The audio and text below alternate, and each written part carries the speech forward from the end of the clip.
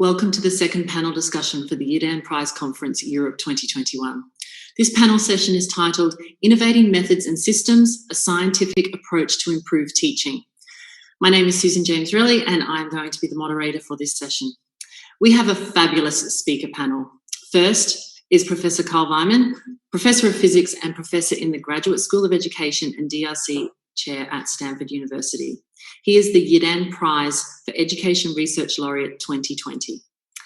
As a Nobel Prize laureate, Carl doesn't just think about physics. He thinks about how people learn to think like physicists. He is a pioneer of the use of new pedagogies in STEM education on college-level science teaching. His work has transformed the way STEM education is taught in major universities around the world. Next, we will have Professor Sibel Erduran, Professor of Science Education and Director of Research in the Department of Education and Fellow of St Cross College at Oxford University. Her research interests focus on the applications of epistemic perspectives on science in general and in chemistry in particular in science education. Her work on argumentation has received awards from NAST and EASE.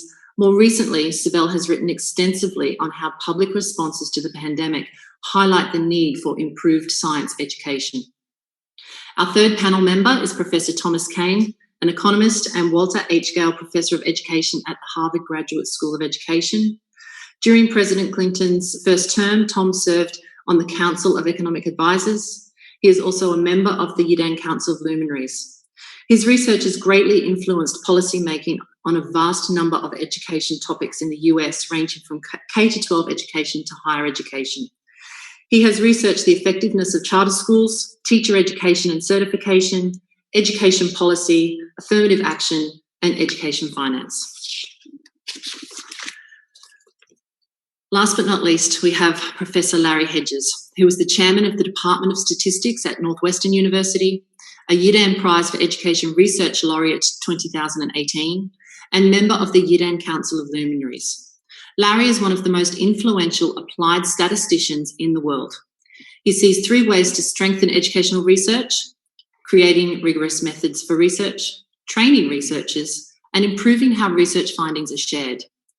He compares this with the movement for evidence-based medicine when double-blind randomized control trials and systematic reviews were established, and has asked the question as to whether similar methodological standards help educational researchers improve the reliability and generalizability of their work and can fuel change in the classroom too. We're going to start with Carl. I hand over to you. Thank you. Okay, thank you. It's a pleasure to start this session. Education researchers are in the process of rethinking science education, not just how to do it, but fundamentally what it is. I mean, traditionally, the idea of knowing science has generally been thought of as knowing a bunch of facts about science, and science education was teaching students to remember those facts. But we're now recognizing that science is much more than facts. It's really a unique way of thinking, a process of making decisions, making better decisions using evidence, data, and models in a systematic way. And good science education means having students learn that valuable thinking process. That process of making better decisions applies to far more than doing scientific research. It helps a person make better decisions in many aspects of their lives. And so a good basic science education or science literacy is really needed by all students, all citizens, not just those few who are going on to become scientists. Now, just as research is helping us understand that learning science is more than learning a set of facts, it's also profoundly changed our view of the brain and how it learns. Now, historically, the brain was considered to be a static structure, a fixed vessel that education filled it with facts. Now, this view really originated probably with the lecture in medieval times, but for science education, it's remained largely unchanged ever since.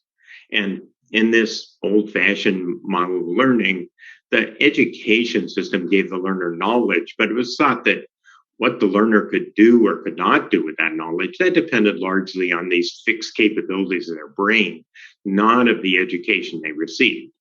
But we now recognize that this is really quite wrong.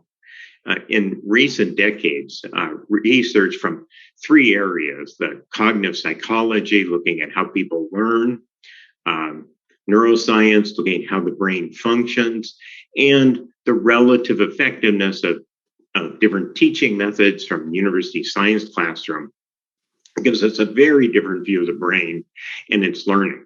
We now realize that learning is really a process of actually changing the brain, giving it new capabilities through good education.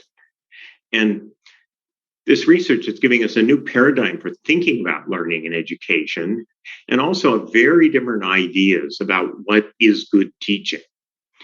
The brain's actually changeable, and so good teaching is the process of actually developing the brain in the desired method, changing actually how the neurons are wired up so they have these new capabilities.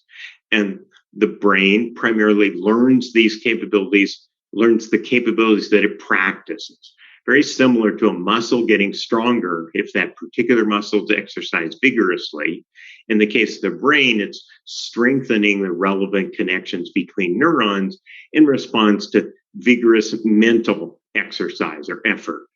And that strengthening of those connections make it better able to think in these ways that it practices. And this research has also made us aware that much of what was considered to be innate ability in the past was often simply educational privilege, and that far more students could achieve these greater abilities than people thought if they were given greater educational opportunities.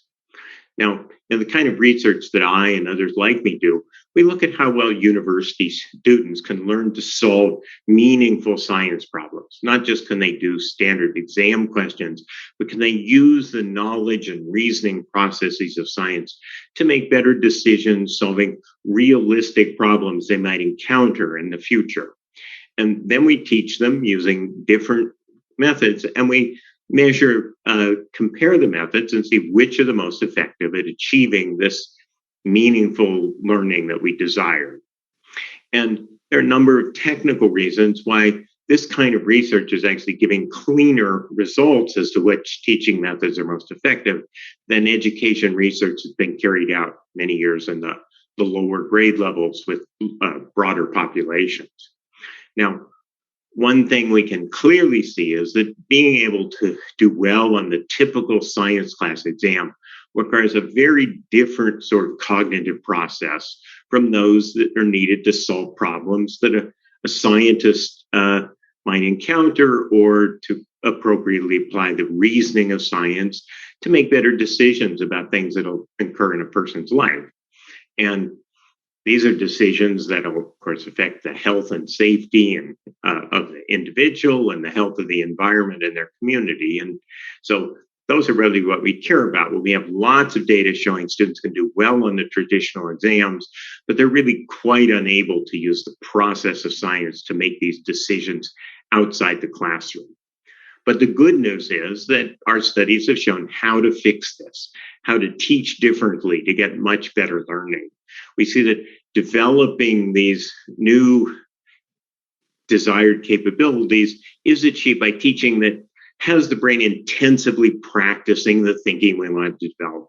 And that means working within the classroom to solve realistic problems, practicing and by learning to make decisions about them, and specifically the sets of decisions that good scientists, engineers, and physicians make in their work. And so good teaching is really giving the students the right kind of practice problems, and then having the teacher give them timely feedback to guide them on how to improve as they struggle through these problems. So, of course, teaching this way looks very different from the traditional view of a big group of students sitting there quietly listening in a theater to a professor talk.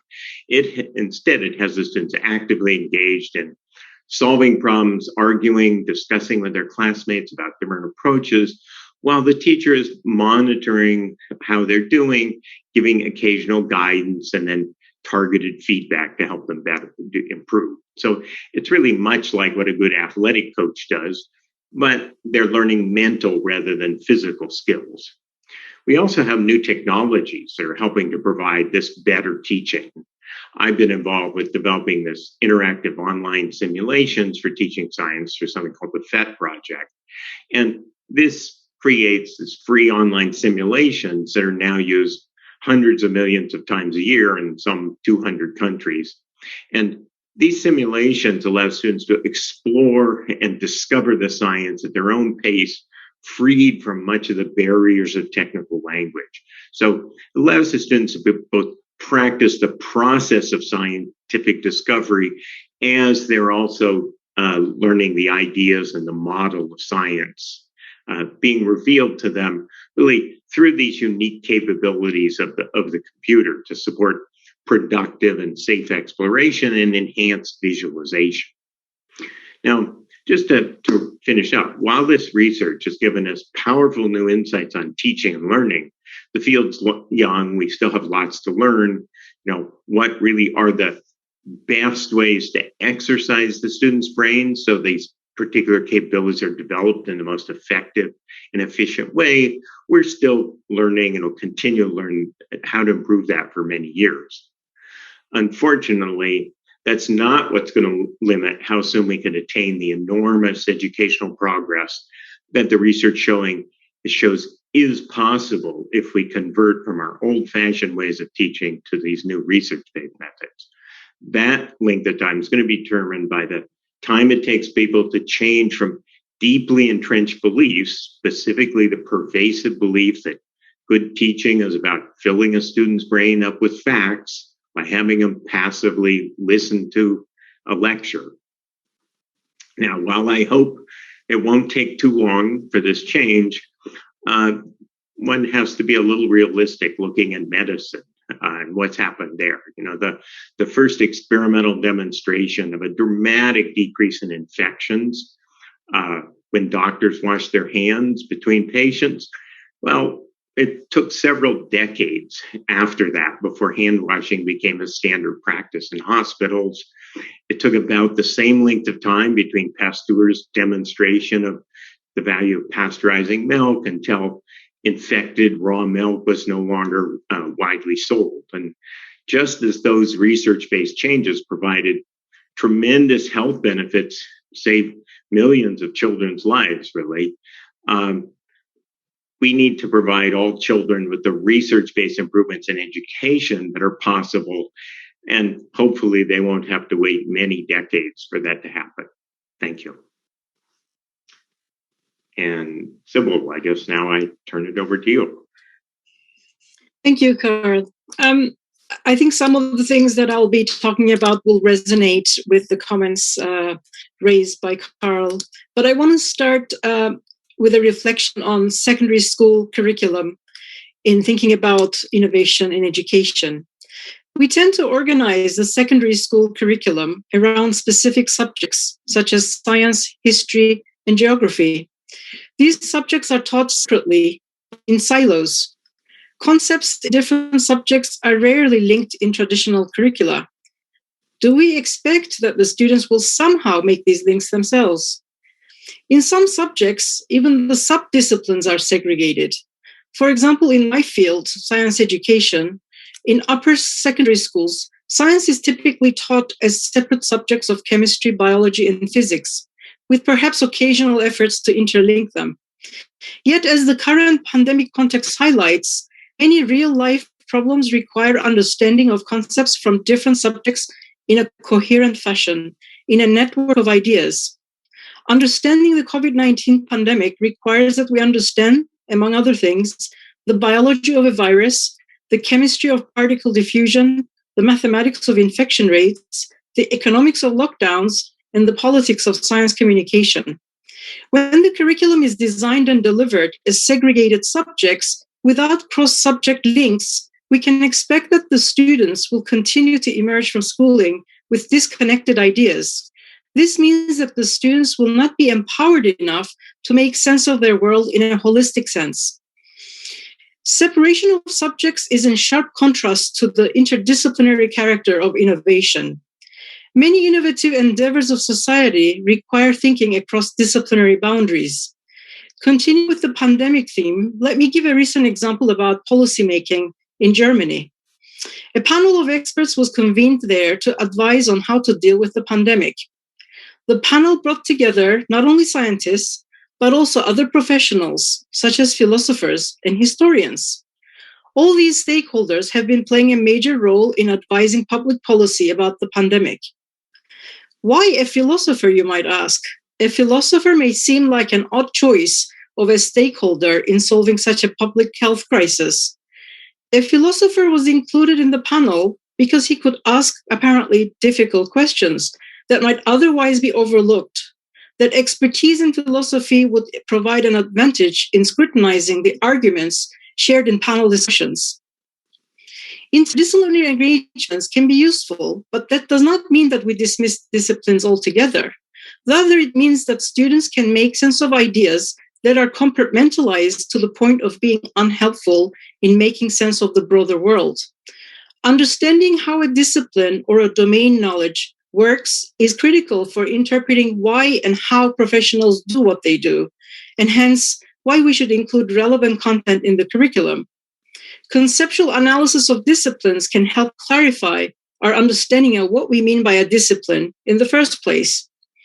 If we take science as an example again, we see that the work of philosophers of science has helped us articulate how evidence justifies scientific knowledge and how scientific cultures evolve.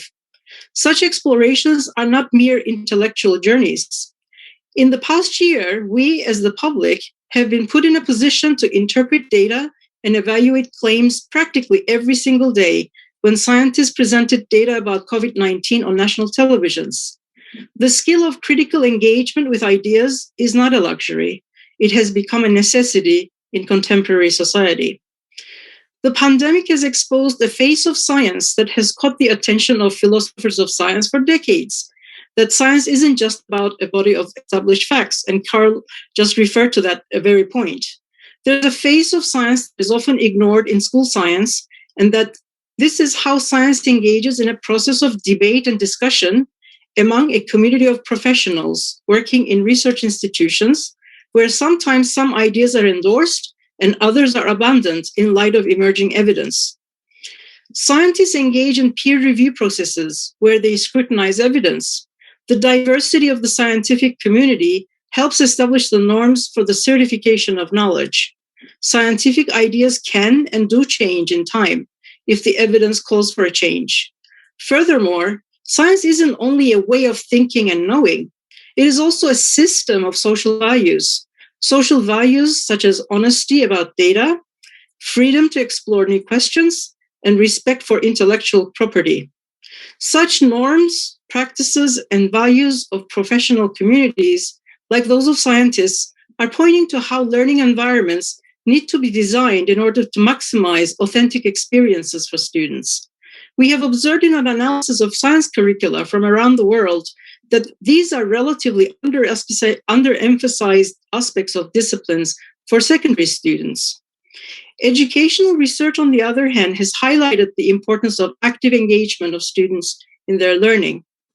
There has been much emphasis on practical activities so that students can make sense of theoretical concepts. While this is a welcome improvement, being active and hands-on without understanding why students are doing what they're doing will provide limited learning opportunities. What will empower students is the transformation of their learning experiences into real-life-like scenarios to give them a chance to solve complex and realistic problems. In our current Fedora project, we're investigating how to support secondary students' future scaffolding skills. Future scaffolding skills include the ability to manage uncertainty, to analyze scenarios, to develop strategic thinking, to develop systems thinking, and thinking beyond the realm of possibilities. The project is thus exploring some solutions to a serious gap of knowledge and skills that emerges from what the traditional curricula is producing and what the society requires.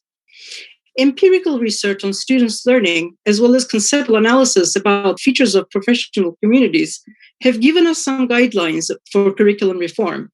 Yet innovation in curricula, in and of itself, will go only so far. A systemic approach is needed to ensure that the goals of the curriculum are aligned with content of examinations and pedagogical strategies of teachers. After all, examinations drive what is taught, and teaching is central to the implementation of the curriculum. In Project Calibrate, we have strived to establish coherence between curriculum, assessment, and teachers' professional development by underpinning them all with a robust model of practical science. We conducted investigations with close to 1,000 students and 150 teachers in the United Kingdom. These investigations have produced some promising results, where bringing together the skills for students' minds-on and hands-on engagement leads to improvement of their understanding of scientific methods. What are then the implications for teachers and teachers' learning when the goals of the curriculum shift from delivery of facts to appropriation of more complex skills as learning outcomes? What does research on teacher education tell us about how teachers learn innovative pedagogical strategies? We have been examining such questions in OR's project, focusing on professional development of science and religious education teachers, particularly their collaboration when engaged in teaching argumentation, which concerns reasoning about claims and evidence. We're learning that even in subjects such as science and religious education that are traditionally positioned in opposition to each other, there can be opportunities for cross-curricular links and sharing of pedagogical skills. For example, how to manage a range of divergent reasons provided by students in the classroom.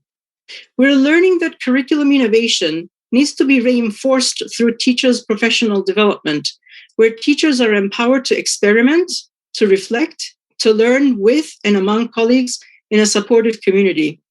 We need to acknowledge that teachers' professional journeys may or may not have prepared them to be exposed to recent developments in educational research. And in full-time jobs, teachers have limited space to engage with research-derived innovations. So creating spaces for teachers to engage in research, including research led by teachers themselves, is an area that needs further attention and investment.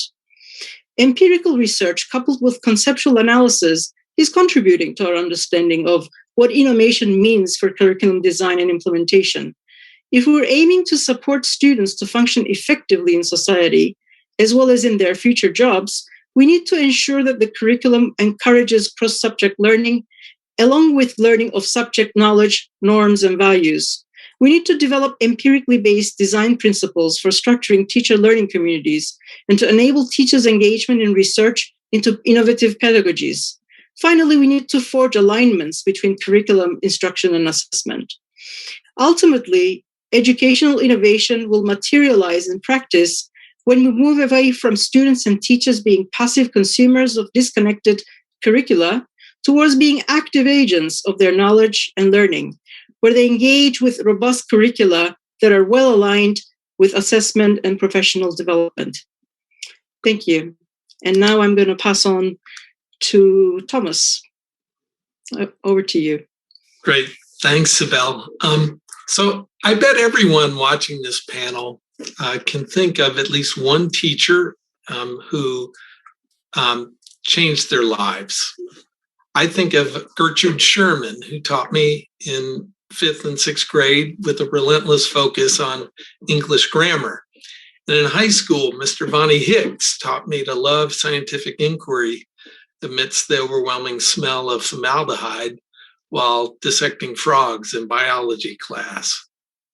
In my research now, I have the pleasure of working with data from millions of students attending thousands of schools, and I see the shadows of their teachers on my laptop screen every time I graph students' achievement growth over time. I see some teachers take students from the same starting point and boost their achievement much more than other teachers do. So it's not just nostalgia that makes us remember specific teachers so fondly. Teachers do change the trajectory of children's lives. My colleagues Raj Chetty, Jonah Rockoff, and John Friedman tracked down the tax returns of hundreds of thousands of middle school students many years after they had graduated from school, and found that students who had been assigned to more effective teachers in middle school We're also more likely to have higher earnings, higher educational attainment, live in a better neighborhood later on. Moreover, we know that the differences in teacher outcomes are not just a result of more motivated or engaged students being sorted into different teachers' classrooms. We see the same differences in student outcomes even when teachers are randomly assigned to students. So such research tells us two things. Number one, that teaching has a tremendous impact on student achievement and lifetime earnings. And number two, that teaching also differs from teacher to teacher and classroom to classroom. Thus, aside from ensuring access to schooling, the single most important thing governments could do to improve students' learning is to invest in the quality of teaching, the quality of instruction. So the question is how to do that. Now, the most popular public policy lever for improving the quality of teaching globally has been to try to do so indirectly, like increasing the minimum test score or minimum training requirements for those going into teaching. In some places where the standards have been historically low, perhaps those kinds of policies could help some. However, in the US, such policies have never been shown to be effective. In fact, they're sometimes counterproductive to the extent that they screen out teachers from underrepresented minority groups. A teacher's own test scores and coursework have surprisingly little predictive power when trying to predict who is going to be an effective teacher when working with students. Indirect policies don't work. Ultimately, to improve student learning, we have to change what teachers do in classrooms. To do that, we need to do two things. First, we need to understand a lot more about what makes for effective teaching. And second, we need to learn a lot more about how to effectively change the way teachers teach. Between 2009 and 2013, I directed a project for the Bill and Melinda Gates Foundation in which we collected video from 3,000 teachers' classrooms in the US. And we trained 900 observers to watch the videos to look for specific instructional behaviors, like the number of yes/no questions teachers ask, or the number of times teachers ask students to explain their reasoning, or whether or not students initiated some of the questions. Now, each of these behaviors reflected a hypothesis drawn from psychological theory about how best to help students learn. For instance, because new knowledge is built from prior knowledge, psychologists have long thought that asking students to explain out loud their reasoning when answering a question is much more effective than simply asking them to shout out the answer and simply telling them they're right or wrong. However, a hypothesis is just a hypothesis, and we wanted to test if we could describe those behaviors clearly and succinctly so that observers could recognize them, and then to see if teachers who used those behaviors actually had students who improved more on the tests students took. So we looked at how different teachers asked questions in class and other factors such as how well they managed the classroom, and collected student assessments at the end of the year to look for whether those behaviors were correlated with student achievement gains. In the second year of the study, though, we then randomly assigned teachers to different classes of students to see if the teachers who used those more effective practices actually caused students to learn more during that second year. To make a long story short, we learned that it was possible to identify more effective teachers based on their instructional behaviors. So if we're seeing something fundamental about the human psychology of learning, we ought to see similar relationships in other countries. So just in the last 4 years, the OECD did a study of 800 math teachers in 8 countries. They did something similar to what we did in the Measures of Effective Teaching project. They identified a set of behaviors, collected videos, trained raters to look for those behaviors in the videos, and then measured whether those behaviors could predict student achievement gains. For instance, they learned that teachers in different countries differ in the types of questions they ask. Teachers in Japan and Shanghai were more likely to ask students to provide lengthy explanations of their answers rather than simply telling them they got the question right or not.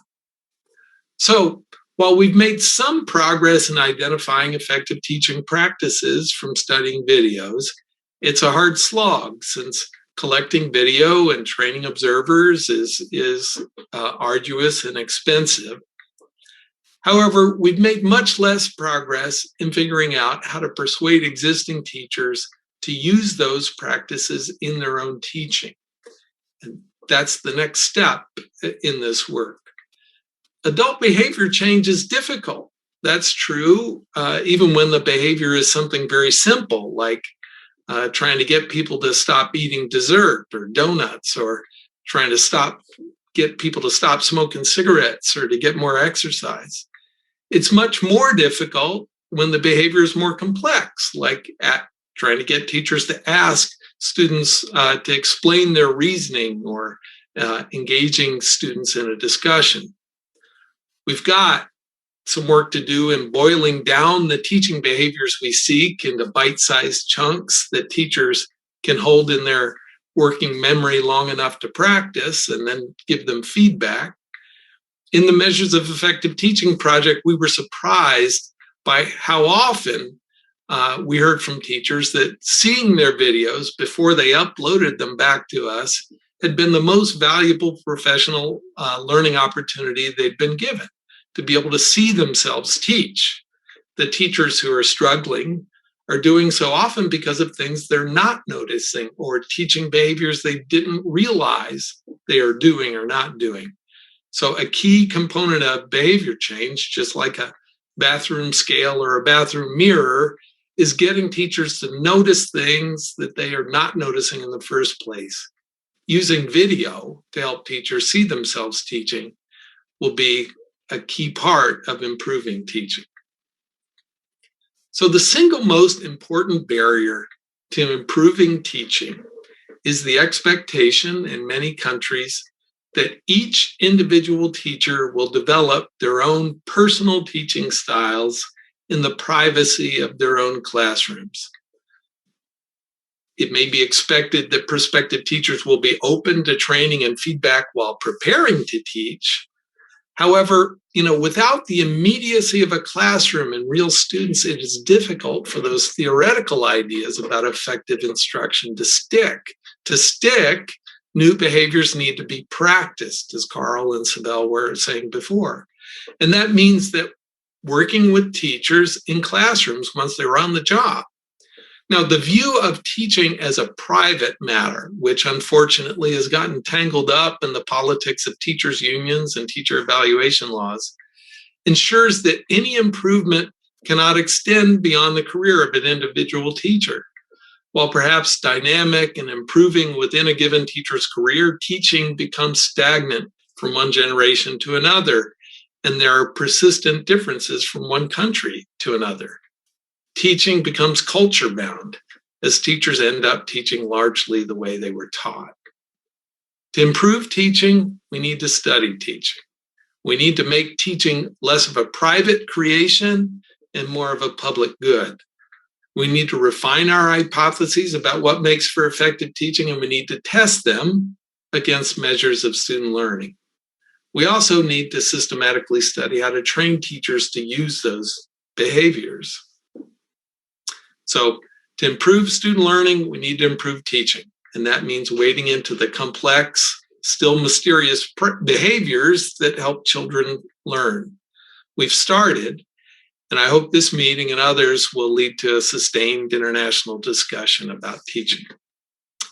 So now I'd like to pass the mic to Larry. Thanks, Tom.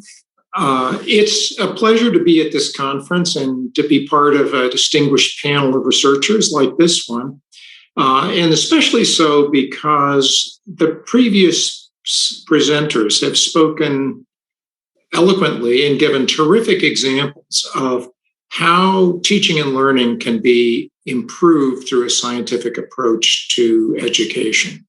This approach in social or medical science is often called evidence-based, but it's probably more accurately described as evidence-informed because there are always extra scientific considerations in education or social policy. Values are important. I'd like to speak about the broader evidence system for education and why we need it. There's never been a shortage of ideas about how to improve education. Many of these ideas are expressed with great enthusiasm and profound certainty that they'll help by people who are absolutely well-intentioned and mean well. But for as long as I've been studying the field of education, it's been rife with faddism.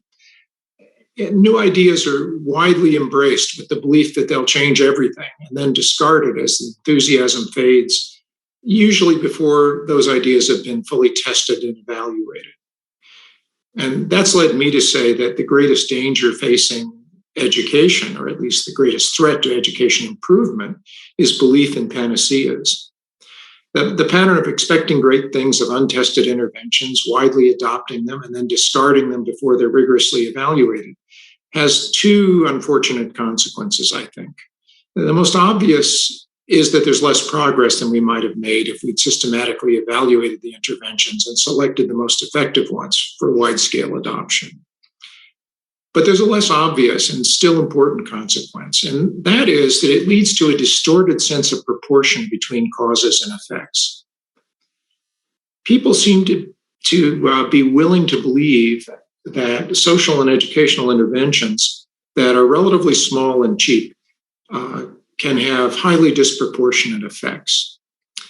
A former colleague of mine, the economist Jim Heckman, said to me once that people are very irrational when they assess social investments. If I tried to sell you a financial investment product that would return thousands of % a year indefinitely, I hope you'd be pretty skeptical. Investments that perform this way just don't exist. That kind of performance exceeds even the promises that folks running Ponzi schemes like Bernie Madoff have recently would have made. Yet social interventions like job training programs are routinely sold with such claims. For example, people will believe that a job training program that costs a few $100s per person will increase the participants' income by tens of thousands of dollars and lift them out of poverty for life. We, and I include researchers in this, but all of us, policymakers, researchers, practitioners, and the public, need to develop a more realistic sense of what we can expect from attempts to improve education. If we don't, interventions that can help us make real progress are likely to be discarded as having effects that are too small to be meaningful. A reliable base of empirical research evidence is beginning to help us better understand the magnitudes of impacts that can reasonably be expected. But we're only at the beginning of developing evidence of this kind that can really help us understand what we should be expecting from attempts to improve education. Now, it's important that the evidence system requires a sustained commitment to research, but it also needs more than that. In order for evidence to be used to improve practice, it's got to be organized and evaluated. And I say evaluated because not all research is equally reliable. Research has to be synthesized, and the results of syntheses have to be communicated to policymakers and practitioners who can put it to use. Now, a lot of progress has been made in the last few decades about methods for evaluating and synthesizing research evidence. And this has led to a new professional role, that of the systematic reviewer of research. Systematic reviewers are individuals whose professional role is not conducting new research, but evaluating and synthesizing research so that it can be organized and understood. As this function in the evidence system has become more important, This role has developed its own specialized methods and training and professional programs, and indeed professional communities. And part of the evidence system has been the emergence of a new institutional form to support systematic reviewing. And this is called by different names, but the most common one is the Research Clearinghouse. Research clearinghouses exist for the purposes of making syntheses of evidence available to a wide audience. There are currently well over 30 institutions calling themselves research clearinghouses worldwide, and there are many more that perform essentially the same function but use a different name. One thing that clearinghouses do that's quite important but is in effect hidden is that they perform a translation function. Researchers use specialized language, including statistics, to communicate with each other. And that's fine for communicating with other researchers, but this language often can't easily be understood by practitioners or policymakers. A crucial function of clearinghouses is to express findings of research in ways that can be understood by non-researchers. This is actually quite a bit more difficult than it might seem, because the audiences for clearinghouses often have little or no experience with research or in using research findings. This professional role in these institutions actually are not unique to education or even to the social sciences. Analogous roles and analogous institutions existed, long before they started in education, in medicine and in other sciences. But the use of these ideas in education presents unique challenges.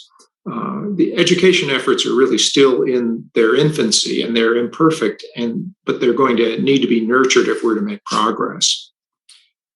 Now, the evidence system that's emerging can only improve education if it becomes deeply embedded in the practice of education. And I know that the use of research is not particularly deeply embedded in the training of teachers or administrators, at least in my country, not as it is in medicine, for example. Again, I know I'm speaking primarily of my country and a few others that I know well, but I don't think that the methods, practices, and values of research are deeply familiar to most teachers. And I think this is a point Sibel alluded to. We can only get the most out of the evidence system if it becomes part of the training of teachers and school personnel. They need to understand something about how research in education works and what they can expect from it and how they can use it to help improve their practice. Outsiders might not realize this, but education research, at least in American universities, is often quite separate from teacher training. Even if they both occur in the same schools of education, the researchers often have little contact with those who train teachers. This means the new teachers or school administrators develop no real familiarity with contemporary research evidence or how to use it. And I think this situation has to change if we're going to capitalize on the research that's being done. But perhaps more importantly, this situation has to change for the sake of improving research. Education is an applied field of research, like medicine or statistics or computer science. There's a place for basic research in education, as there is in these other applied disciplines, but a healthy applied enterprise, applied research enterprise, must be substantially driven by real problems of practice. And this can only happen if education practitioners are part of the system. This is a tricky thing to accomplish, but I think it's important. I also think there needs to be a better connection between the evidence base that's emerging and research funding priorities. Right now, they're poorly connected in the US, and I suspect in other countries. One theoretical advantage of the development of a research base is that it can help us identify gaps in our knowledge. And this could help us direct resources towards the areas of greatest need rather than those that have become the most conventional in the research enterprise.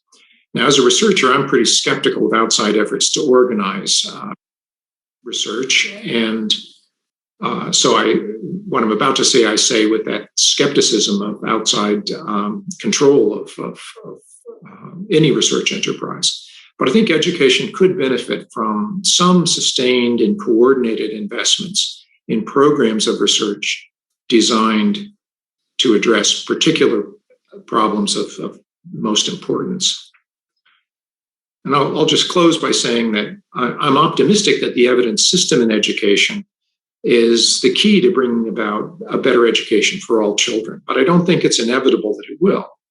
It will require setting realistic expectations and having persistence for longer than we frequently have had in the past. But I'm quite confident that we can do it. And meetings like this, I hope, will promote what's needed. Thanks. And I think I should turn it back over to Susan at this point. Thanks very much, Larry. That was a fantastic panel session. So much in each of the presentations, and the questions have been coming through thick and fast. Before I ask the question, I'm going to do something that I didn't do it in the other panel, partly because we've got a little bit more time for questions in this panel. Do any of the panel members, would they like to come back to anything that the other panel members have said? I thought maybe. Carl, please. So I was just struck by something that really touched on things that all three aspects of Larry, Sibel, and Tom said, but that I wanted to reinforce, which is that, one of the key things is teaching is a very complex enterprise. There's many different things, and you can do 10 things right and one thing wrong and be a very bad teacher as a result. And that complexity then plays out in all the work that all of us are talking about, getting, and why it's not simple, and why anything looking for simple faddish solutions is almost certainly going to fail. I mean, one other common theme, I think, is that that we're not going to change teaching by providing teachers with a better theoretical understanding of pedagogy. That it's going to, just like teaching somebody to think like a scientist requires, practicing thinking like a scientist. If we're going to try to change teaching, it's not just a matter of changing teaching instruction or training in graduate schools. It's rather changing what people are doing in classrooms, which is a much harder task. And I think we need to figure out, we need to find better ways to do that. Sibel, did you just say, I was going to pick up on this. And I mean, there is quite a bit of research on teacher education and how teachers learn. And one of the things that we've learned is that teachers' learning it needs to be a sustained process, and it's a long-term process. So short-term interventions with training a couple of hours here and there does not really give teachers the opportunity to develop their pedagogical skills. Interventions in teacher education and professional development need to be sustained long-term. Teachers need to get a chance to actually experiment with different strategies. They need the collaborative school culture to support them to be experimenting with different strategies. So so we do have some indication from research in teacher education how to do this. It's a broader systemic issue of allowing for sustained long-term professional development of teachers and creating the mechanisms and structures in education in order to do that. And I think the example of professional development is a really good one. It's an area in which there is now beginning to be a fair amount of research on short-term professional development, and it shows that it just doesn't work. And yet, the predominant form of professional development in education, at least in America, is short-term interventions that continue to be sold in some cases as commercial ventures by vendors who are making a profit by doing it. this is an area in which the evidence could have an effect, but hasn't yet. And of course, there are many others, but I think it's a terrific example precisely for that reason. Thank you. I am going to head over to some of the questions now. This one I think is for Carl. In some cultures' contexts, one of the challenges that we face is that university students want to be lectured, even if educators know it's not the best way to learn. Any advice on how to counter this narrative?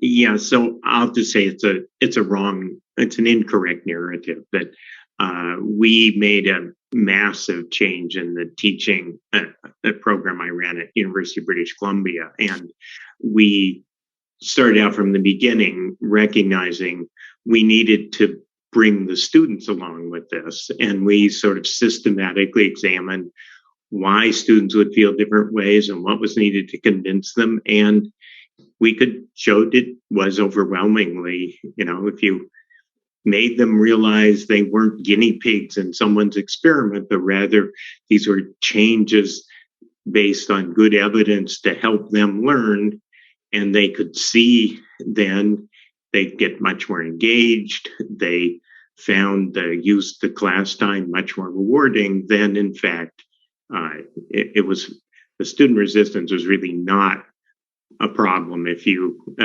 just paid attention to them. Thank you, Carl. Often it's about breaking down incorrect narratives. Sibel, this is a question for you in your discussion about disciplines as silos. How do we break the cycle of assessing students in silos when teachers' schools fight to be innovative in their curriculum delivery? Yes, and this is why I emphasized that we need alignments. We need alignments between curriculum, pedagogy, instruction, and assessment, because curriculum innovation in and of itself isn't going to take us that far if examinations end up assessing in the way that they have been assessing different skills. So we need to align the skills that we're promoting in innovation between curriculum, instruction, and assessment. And we have had an example of this in our project Calibrate, but this is the sort of example that needs to be scaled up to broader systems, where curriculum developers and examiners are in conversation in aligning goals and outcomes. Thanks, Sibel. Tom, you're up. What do you think about individual and social epistemologies to change the teaching and learning behaviours of the stakeholders involved?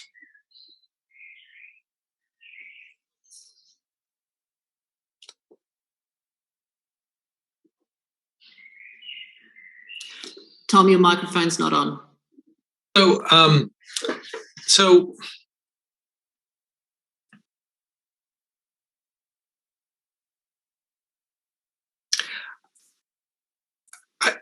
I think we need to be thinking about, we do need to create like a common, a more shared language for talking about more effective instruction. Actually, I think it's remarkable how little common vocabulary people have for describing effective instruction. I think that just reflects our failure as a field to be more specific about the kinds of behaviors required. But then, like, once we understand that, like, I think we do need to recognize like how that plays out in the daily life of a teacher and a school, and not just think we're going to solve this by doing easy things like, trying to change the way teachers are initially trained. There are lots of other stakeholders involved once you get into schools that complicate things, but I think we have to find ways in which we can support behavior change in schools, and not just think we're going to solve this with teacher training institutions. Thank you. Yeah, multi-layered, multi-factored approaches. The last question before we finish up is for Larry. We've very neatly been able to give you each a question. Larry, what do you think about action research initiatives as a means to couple science and practice?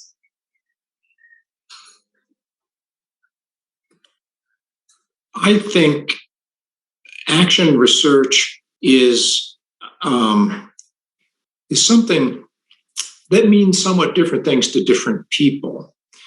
But I believe that getting teachers engaged in learning how to improve practice is essential. I think for the reasons that each of the speakers have pointed out, it's not as simple as better training when they're in graduate school. It's going to have to include additional work over time as they experience their profession.